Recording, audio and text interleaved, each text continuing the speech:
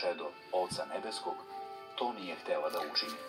Potpuno svesna da će je zbog toga mučiti, mlada hrišćanka odlučno je odbila da ispuni zahteve bezbožnika.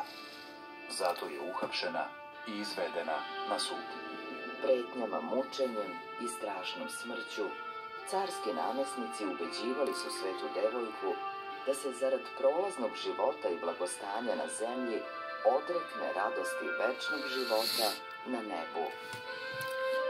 Ali pred nepokolebljivom verom devojčinom sve pretnje i laskanja padala su u vodu. Potom su svetu Tatjanu podvrgli raznim mučenjima. Uvidevši da je Tatjanu od Hrista nemoguće odvratiti, upravitelj grada odlučio je da stradalnicu baci lavovima u Koloseumu, čime je naročito želeo da ustraši hrišćane.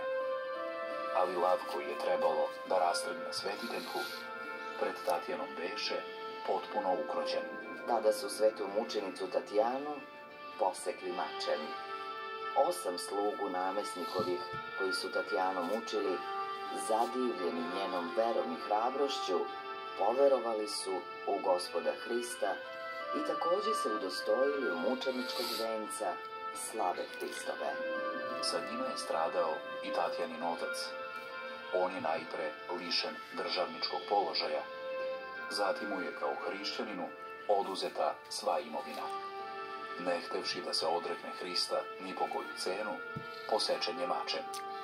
Tako su postradali ovi sveti mučenici 226. godine Gospodnje, posramivši svoje mučitelje na zemlji i